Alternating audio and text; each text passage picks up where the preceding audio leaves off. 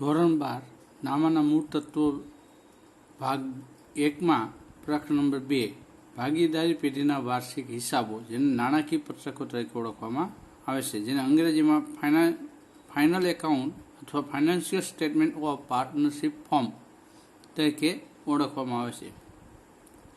આ પ્રકરણનો એક પ્રશ્ન ક્રમાંક 34 અને ગુણ 11 વિભાગ Fમાં પૂછાય છે. બોર્ડની પરીક્ષાની અંદર વિભાગ Fમાં પ્રશ્ન ક્રમાંક 34 હોય છે અને એના ગુણ 11 હોય છે. એટલે પરીક્ષાની દ્રષ્ટિએ ખૂબ જ અગત્યનો અને મહત્વનું ગણી શકાય તેવું આ પ્રકરણ છે. આમ પણ વિદ્યાર્થીઓ 11મા ધોરણમાં એકાંકી પેઢીના વાર્ષિક હિસાબો એટલે કે નાણાકીય પત્રકો તૈયાર કરેલા છે, જેમાં વેપાર ખાતું, નફા નુકસાન ખાતું અને પાકું શરૂ તૈયાર કરેલું છે.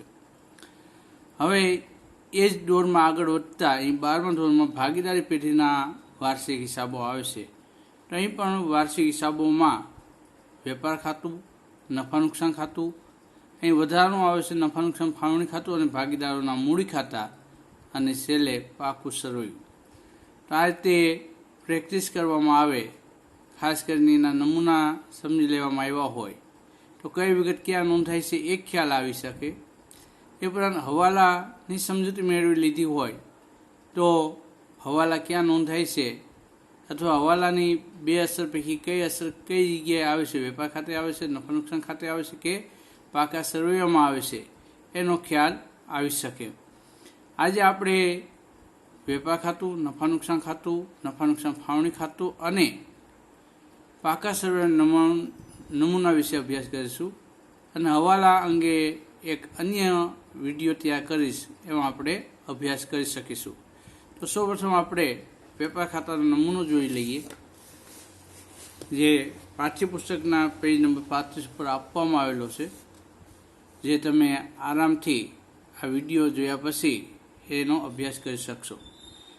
એનું મથાળું હોય છે ખાલી ગયાનું તારીખ, ખાલી ગયાના રોજનું પૂરા થતા વર્ષનું વેપાર ખાતું.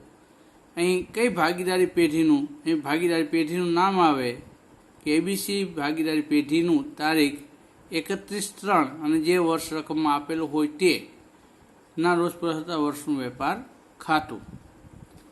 11મા ધોરણમાં જેમ શીખી ગયા છીએ એ જ પ્રમાણે સૌપ્રથમ શરૂઆતનો સ્ટોક, પછી ખરીદી, બાદ ખરીદ પરત, બાદ અન્ય રીતે ગયેલો માલ હોય તે. એ ઉપરાંત હવાલામાં જો નોંધવાનું ઉધાર ખરીદી બાકી હોય તો પ્લસ નોંધવાની ઉધાર ખરીદી. વેચાણ છે ખરીદી તરીકે નોંધાઈ ગયેલું હોય તો એ બાદ કરવામાં આવે. જોકે હવાલા આપણે સમજીશું એટલે તમને આ વસ્તુ ખ્યાલ આવશે. ત્યાર પછી શરૂઆતની સ્ટોક અને ખરીદી, એ વસ્તુ બે પૂરી થઈ ગયા પછી ખરીદીને લગતા જે ખર્ચા છે એ આપણે નોંધવામાં આવે છે. ખરીદીને લગતા ખર્ચામાં મજૂરી, આવક માલ ગાડા ભાડું,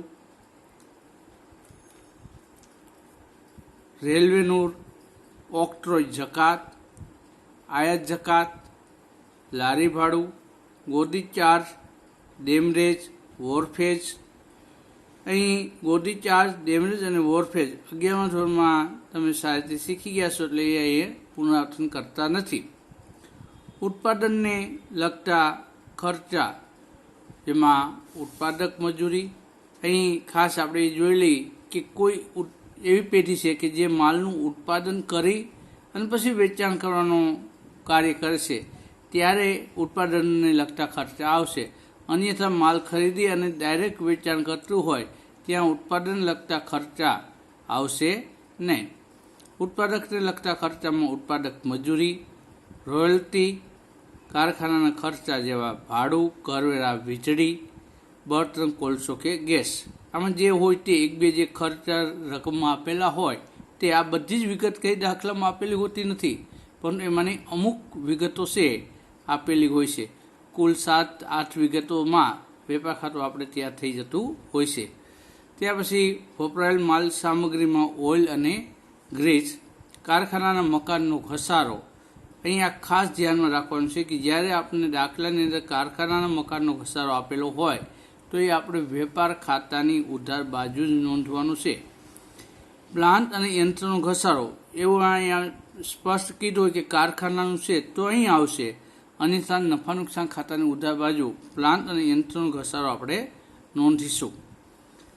અને જો સરવાળો છે એ વેપાર ખાતાની જમા બાજુનો વધુ થાય, એટલે કે આ બાજુનો સરવાળો વધુ થાય અને તફાવત છે એ ઉધાર બાજુ આવે તો એને નફા નુકસાન ખાતે કાચા નફા તરીકે આપણે લઈ જઈશું. એ તફાવતને શું કહેવાય છે? તો એ કાચો નફો.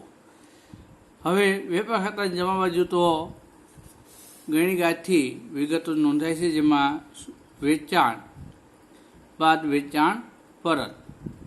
એ ઉપરાંત આપણને ખ્યાલ છે કે ઉધાર વેચાણ નોંધવાનું બાકી હોય તો વેચાણમાં ઉમેરી દેવામાં આવે, અને ખરીદી છે વેચાણ તરીકે નોંધાઈ ગઈ હોય તો વેચાણમાંથી બાદ કરી નાખવી. આ વસ્તુ મગજમાં બરાબર રાખવી. ભંગાર માલનું વેચાણ કરેલું હોય તો પણ વેપાર ખાતાની જમા બાજુ નોંધાશે, અને આખા સ્ટોક દરેક ધંધાને વર્ષના અંતે વેચાયા વિના પડી રહેલો હોય એ નોંધવાનો હોય જ, એટલે અહીં નોંધીશું. અને ત્યારબાદ જો નફા નુકસાન ખાતાની ઉધાર બાજુનો સરવાળો વધુ આવે એ સરવાળો આપણે જમા બાજુ મૂકીએ અને તફાવત આવે એને કાચી ખોટ કહેવામાં આવે. અને કાચી ખોટ છે નફા નુકસાન ખાતાની ઉધાર બાજુ દર્શાવવામાં આવશે. તો વેપાર ખાતું બનાવવાનો હેતુ છે વર્ષના અંતે કાચો નફો કે નુકસાન કેટલું થયું એ જાણવાનો. તો એ વેપાર ખાતાના આધારે જાણેલી. હવે વર્ષના અંતે પેઢીનો મુખ્ય હેતુ તો શું હોય? ચોખ્ખો નફો કે ચોખ્ખી ખોટ કેટલી થયેલી છે તે જાણવાનું. તો નફા નુકસાન ખાતું કઈ રીતે તૈયાર થાય એ પેજ નંબર 36 ઉપર એનો સરસ મજાનો નમૂનો આપેલો છે, તો એ આપણે જોઈ લઈએ. તેમાં પણ નફા નુકસાન ખાતામાં જોઈએ તો ખાલી ગયાનું તારીખ ખાલી ગયાના રોજના પૂરા થતા વર્ષનું નફા નુકસાન ખાતું એવું હેડિંગ લખવામાં આવે છે. એમાં ઉધાર બાજુ સૌપ્રથમ જો વેપાર ખાતે જમા બાજુ તફાવત આવેલો હોય અને કાચી ખોટ હોય તો અહીં આપણે લખીશું વેપાર ખાતેથી લાવ્યા અને લખીને. એ રીતે જો કાચો નફો વેપાર ખાતાની ઉધાર બાજુ નોંધેલો હશે તો અહીં ત્યાંથી લઈ આવીને અહીં લખીશું. અહીં એ નોંધવાનું રહેશે આ બેમાં કોઈ એક જ વિગત હોય. જો કાચો નફો હશે તો કાચી ખોટ નહીં હોય, અને કાચી ખોટ હશે તો કાચો નફો હશે નહીં. પણ આપણે જ્યારે નફા નુકસાન ખાતું તૈયાર કરતા હોય ત્યારે બંને બાજુ એક એક લીટી રાખી દઈશું, કારણ કે શું છે કાચો નફો છે કાચી ખોટ એ આપણને ખબર હોતી નથી. ત્યાર પછી નફા નુકસાન ખાતાની ઉધાર બાજુ જે વિગત નોંધાય છે એને 4 ભાગમાં ડિવાઈડ કરવામાં આવે છે, વહેંચવામાં આવશે. જેમાં વહીવટી ખર્ચા, વેચાણ વિતરણના ખર્ચા, નાણાકીય ખર્ચા અને અન્ય ખર્ચા અને નુકસાન, આ 4 મથાળા હેઠળ વિગતોને આવરી લેવામાં આવેલ છે. ધંધો રોજબરોજ ચલાવવા માટે જે ખર્ચા થાય છે એને વહીવટી ખર્ચા કહેવામાં આવે છે. એમાં કયા ખર્ચાનો સમાવેશ કર્યો છે? તો કે પગાર, ભથ્થા, બોનસ, ભાડું, વીમા પ્રીમિયમ, કરવેરા, ટપાલ ખર્ચ, સ્ટેશનરી છપામણી ખર્ચ, કાનૂની ખર્ચ, ઓડિટ ફી, વીજળી ખર્ચ, પ્રોવિડન્ટ ફંડમાં ફાળો. એ ઉપરાંત અન્ય કોઈ પણ ફાળા હોય તો પણ એક ખર્ચ ગણાય.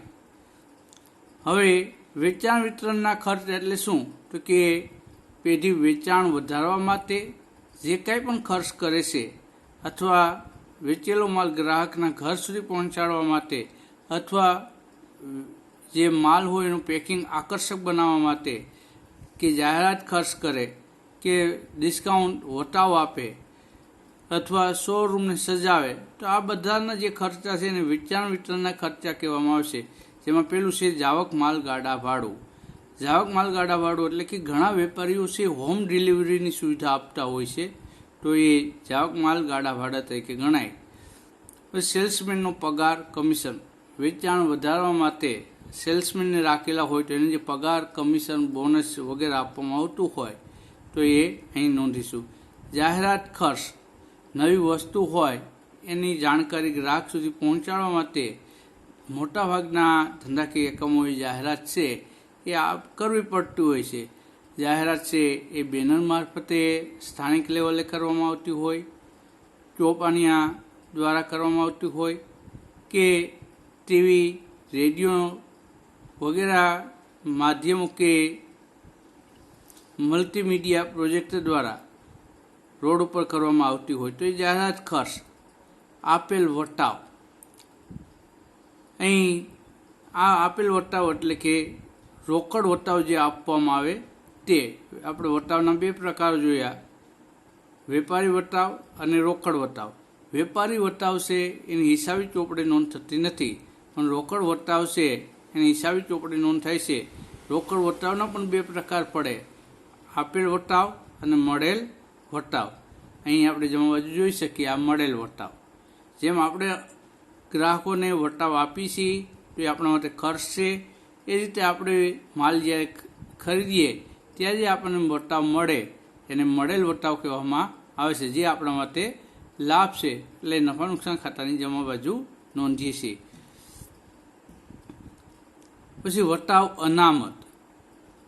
આપણે ઉધાર માલનું વેચાણ કરેલું હોય તો આપણને ખબર હોય કે એમાં 10 દિવસ કે 15 દિવસની મુદત આપેલી હોય તો કેટલો વટાવ 10 દિવસમાં આપવાનું થશે એના આધારે વટાવ અનામત રાખવામાં આવતું હોય. શોરૂમના ખર્ચા, વખાર ખર્ચ, પેકિંગ ખર્ચ, આ બધાને વેચાણ વિતરણના ખર્ચા કહેવામાં આવે છે. પરીક્ષામાં આમાંથી 2-3 વિગતો જ આપેલી હોય છે, એટલે આપણે 4-5 લીટી જ્યારે દાખલો ગણતા હોય ત્યારે રાખીએ તો પૂરતી જગ્યા ગણાય. પછી નાણાકીય ખર્ચા. નાણાકીય ખર્ચામાં આપણે કોઈ પણ જગ્યાએ નાણાં મેળવેલા હોય તો એનું જે કંઈ પણ વ્યાજ ચૂકવવાનું થાય એને નાણાકીય ખર્ચા કહેવામાં આવે છે.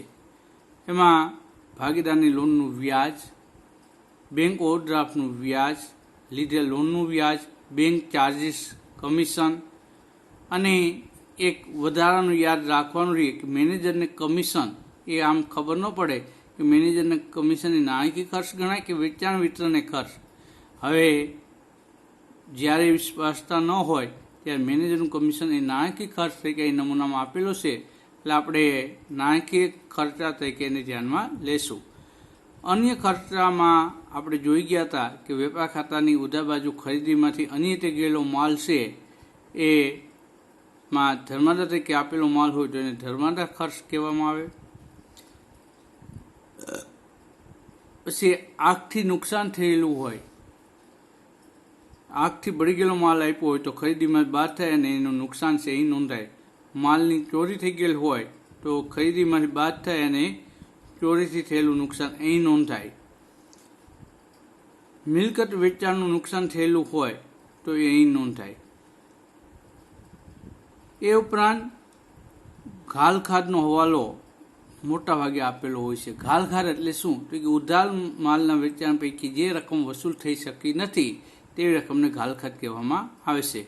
એ માટે સૂત્ર યાદ રાખવું પડે, કાચું સરવૈયું, હવાલા, હવાલા અને કાચું સરવૈયું. ઉપર નીચે ઘાલખાધ આવશે, વચ્ચે છે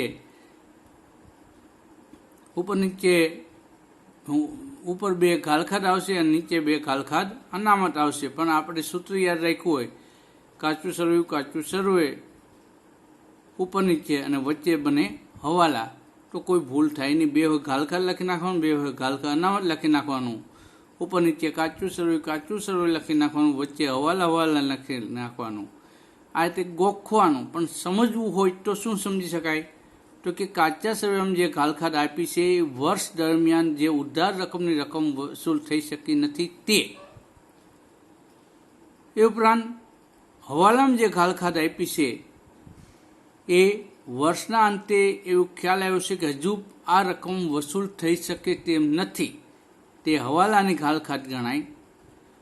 પ્લસ ઘાલખાધ અનામત જે હવાલામાં આપેલી છે, એટલે કે હજી આપણને ખબર છે કે આ જે દેવાદારો પાસે રકમ વસૂલ કરવાની બાકી છે એમાંથી હજુ એટલી રકમ મળી શકે એમ નથી એ. અને બાદ ઘાલખાધ અનામત જે અગાઉથી આપણે રાખેલી છે કાચા સરવૈયામાં જે દર્શાવેલ છે આખા વર્ષ દરમિયાન, પણ હજી એનો ઉપયોગ થયો નથી તો એ અહીં બાદ કરી નાખવામાં આવે તો વાસ્તવમાં આપણને ખબર પડે કે હવે એટલી રકમ છે આપણે ખરેખર ડૂબ જ જાય એમ છે કે વસૂલ થઈ શકે એમ નથી. એ ઉપરાંત કોઈ ખર્ચ થવાનો હોય તો એ ખર્ચ માટેની જોગવાઈ છે અહીંથી કરી લેવામાં આવે છે. અને જો નફા નુકસાન ખાતાની જમા બાજુનો સરવાળો વધુ થાય, તફાવત છે એ ઉધાર બાજુ આવે તો એને ચોખ્ખો નફો કહેવામાં આવશે. તે નફા નુકસાન ફાળવણી ખાતાની જમા બાજુ નોંધવામાં આવશે. એ જ રીતે નફા નુકસાન ખાતાની જમા બાજુ કઈ વિગત નોંધાઈ છે એ મોટાભાગે આપણે 11મા ધોરણમાં શીખી ગયા છીએ. એ જ વિગતો છે, પણ ફરી એક વખત તાજી કરી લઈએ. જેમ મેં શરૂઆતમાં કીધું કે વેપાર ખાતાની ઉધાર બાજુ જો કાચો નફો હોય તો અહીં નફા નુકસાન ખાતાની જમા બાજુ નોંધાશે. પછી આવકો એટલે કે ઉપજો. કોઈ પણ વસ્તુ જમા બાકી કાચા સરવાળામાં આપેલી હોય, એ વટાવ હોય, ભાડું હોય, કમિશન હોય, દલાલી હોય, આદત હોય, એમાં આગળ શબ્દ મળેલ ન લખેલો હોય તો પણ એ નફા નુકસાન ખાતાની જમા બાજુ આવશે. પછી રોકાણોનું વ્યાજ, ધીરેલી લોન પર વ્યાજ, ઘાલખાત પરત, મિલકત વેચાણનો નફો, મિલકત વેચતા થયેલો નફો નફા નુકસાન ખાતાની જમા બાજુ, પસ્તીના વેચાણની ઉપજની રકમ છે એ અહીં આવશે, ભંગારની ઉપજ અહીં આવશે. અહીં પ્રશ્ન થાય કે આપણે વેપાર ખાતાની જમા બાજુ પણ ભંગાર માલની ઉપજ લખેલી છે, તો અહીંયા બરાબર યાદ રાખવાનું છે ભંગાર માલની જ ઉપજ લખેલી છે, જ્યારે અહીં ભંગારની ઉપજ છે. એટલે કે મિલકતનો કોઈ ભંગાર હોય એની જે રકમ ઉપજે એ અહીં આપણે જમા બાજુ નોંધવાની. જ્યારે ભંગાર માલની ઉપજ છે એનું વેચાણ થયેલું હોય અને એની જે રકમ ઉપજે એ આપણે વેપાર ખાતાની જમા બાજુ જ નોંધવાનું છે. પછી અન્ય પરચુરણ કોઈ આવક થયેલી હોય તો, દાખલા કે આપણે ઘાલખાત માંડી વાળી તો આપણે ઘાલખાત પરત જે રકમ મળે છે એવી કોઈ પણ આવક હોય તો. અને પછી જો ઉધાર બાજુનો સરવાળો વધુ થાય અને એ સરવાળો આપણે જમા બાજુ નોંધીએ અને તફાવત છે એ જમા બાજુ આવે તો એને ચોખ્ખી ખોટ કહેવામાં આવશે. ચોખ્ખી ખોટ છે એ નફા નુકસાન ફાળવણી ખાતાની ઉધાર બાજુ નોંધવામાં આવશે.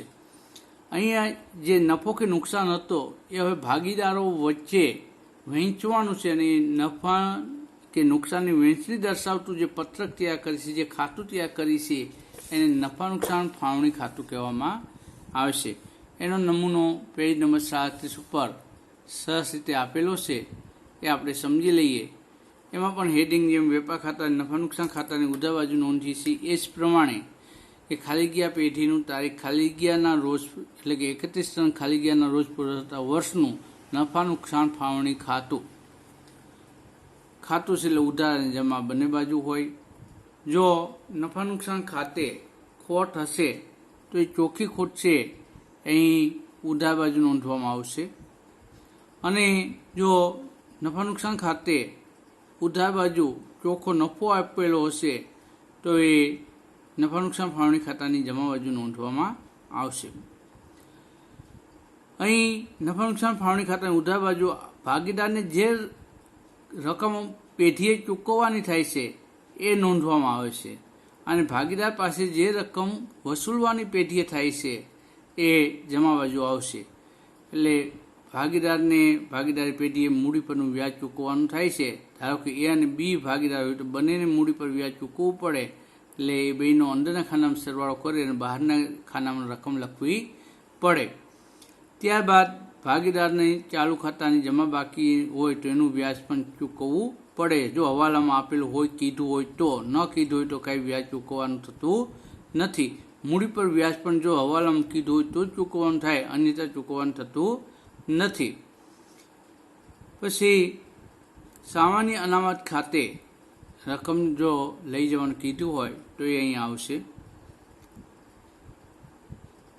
મૂડી કે ચાલુ ખાતે જો કોઈ રકમ હોય અથવા મૂડી કે ચાલુ ખાતે એ જો નફા નુકસાન ફાળવણી ખાતાની જમા બાજુનો સરવાળો વધુ હોય, આ બાજુનો સરવાળો વધુ હોય તો એ સરવાળાની રકમ અહીં મૂકીને જે તફાવત આવે એ નોંધીને ભાગીદારોના નફા નુકસાનના પ્રમાણ મુજબ અને ન કીધું તો સરખા પ્રમાણ મુજબ વહેંચીને એમના મૂડી અથવા ચાલુ ખાતે લઈ જવામાં આવે. પહેલા પ્રકરણમાં આપણે મૂડી અને ચાલુ ખાતું એટલે શું એ શીખી ગયા છીએ. હવે જમા બાજુ જોઈએ તો પેલો ચોખ્ખો નફો આવશે. ત્યારબાદ ભાગીદારોનું ઉપાડ પર વ્યાજ જે વસૂલવાનું હશે એ બંને ભાગીદારોનું ઉપાડ પરનું વ્યાજનો સરવાળો કરીને રકમના ખાનામાં લખીશું. ભાગીદારોના ચાલુ ખાતાની ઉધાર બાકીનું વ્યાજ પણ વસૂલવાનું હોય જો કીધું હોય તો એ બંનેનું જો ચાલુ ખાતાની ઉધાર બાકી હોય તો અહીં બંનેનું એ અને બી કરીને રકમ અંદરના ખાનામાં લખી અને પછી અહીં લખવાનું. પણ મોટા ભાગે એક ભાગીદારની ઉધાર અને બીજા ભાગીદારની જમા બાકી અથવા પહેલા ભાગીદારની જમા અને બીજા ભાગીદારની ઉધાર એમ બાકી આપેલું હોય છે, એટલે એ બરાબર ધ્યાનમાં રાખવાનું રહેશે. પછી જમા બાજુનો સરવાળો વધુ હોય, ઉધાર બાજુનો સરવાળો વધુ હોય એ સરવાળો જમા બાજુ મૂકીએ અને પછી જે તફાવત આવે એને વહેંચણી પાત્ર ખોટ કહેવામાં આવે. એ ભાગીદારોના નફા નુકસાનના પ્રમાણ મુજબ અથવા કીધેલા હોય એ પ્રમાણ મુજબ અથવા સરખા પ્રમાણમાં વહેંચીને ભાગીદારોના મૂડી અથવા ચાલુ ખાતે લઈ જવામાં આવે છે. હવે ભાગીદારોના મૂડી અને ચાલુ ખાતાની નમૂનો આપણે જોઈ લઈએ.